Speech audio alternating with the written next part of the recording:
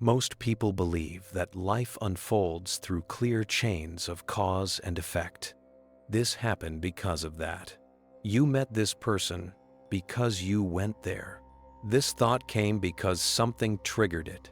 Carl Jung did not reject causality, but he believed it was incomplete. There are moments in life that feel different, moments that don't fit into the usual logic of cause and consequence. You think of someone you haven't seen in years, and they call you that same day. You open a book at random and find a sentence that describes your current inner struggle with unsettling precision. A symbol keeps appearing everywhere, right when you are wrestling with its meaning. No physical cause connects these events, yet they feel connected. Carl Jung called this phenomenon synchronicity, not coincidence, not superstition, not fate in a mystical sense, but something far more subtle and far more unsettling. Synchronicity, according to Carl Jung, is a meaningful coincidence, an event where inner psychological reality and outer physical reality align in a way that carries symbolic meaning for the individual experiencing it. This idea challenges how we understand reality itself, because it suggests that meaning is not merely something we project onto events, but something that can emerge through events.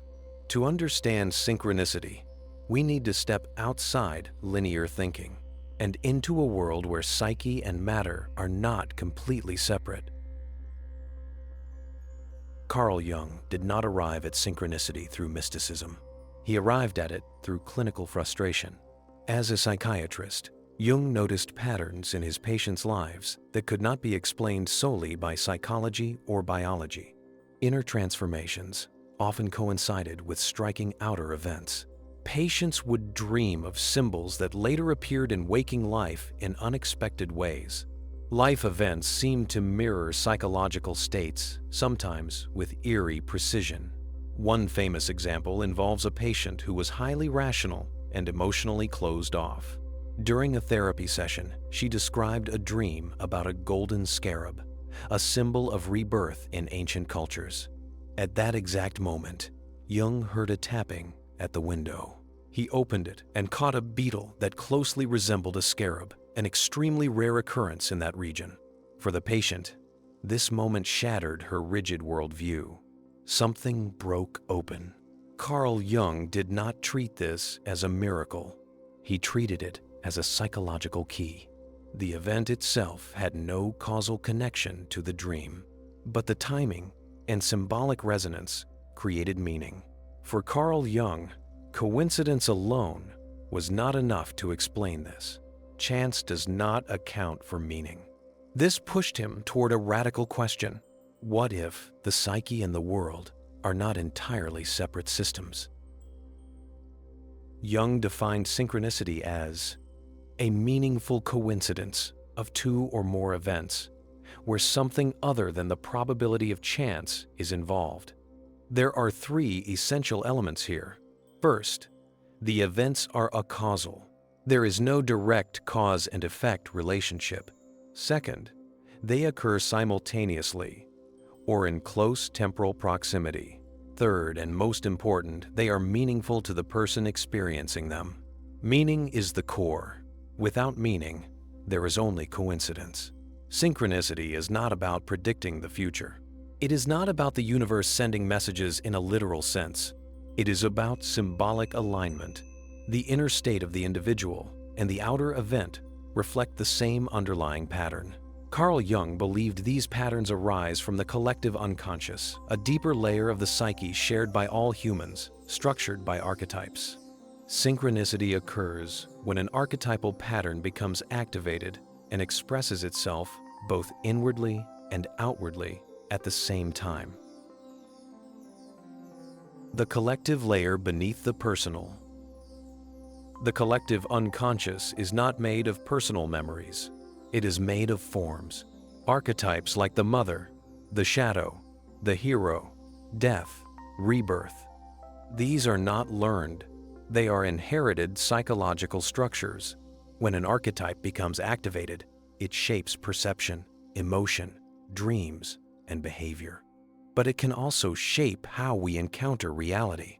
Synchronicity often appears during moments of psychological transition, identity crises, major life decisions, grief, spiritual awakening, periods of inner conflict.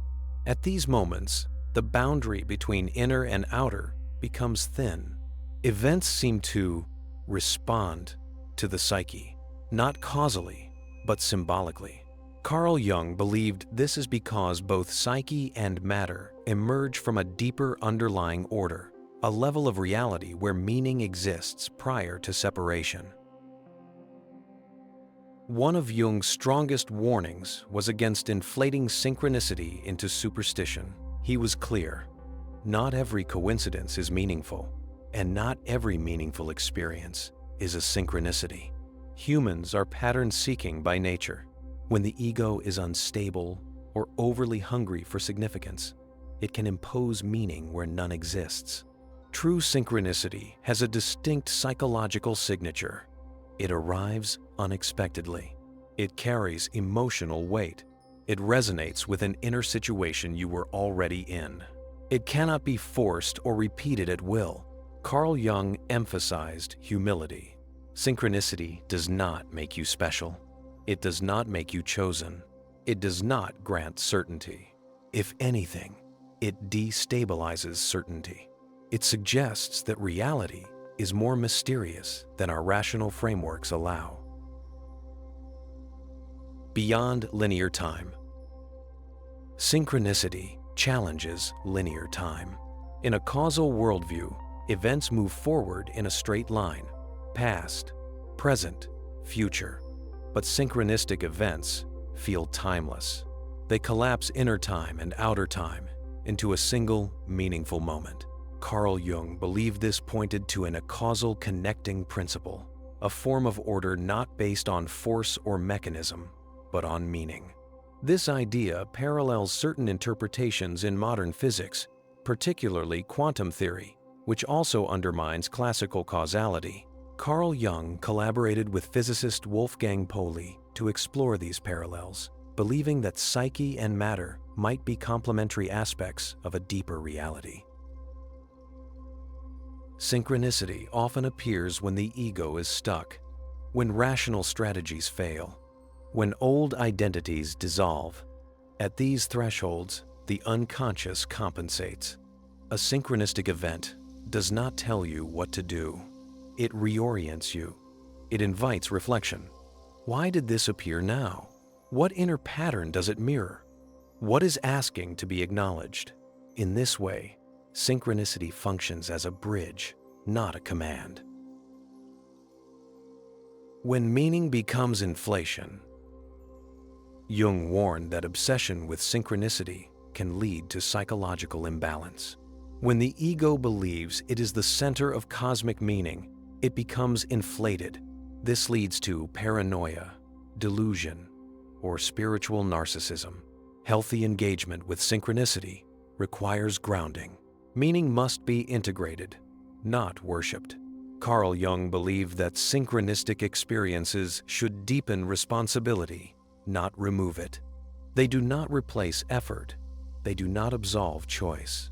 They remind us that life is participatory, not mechanical.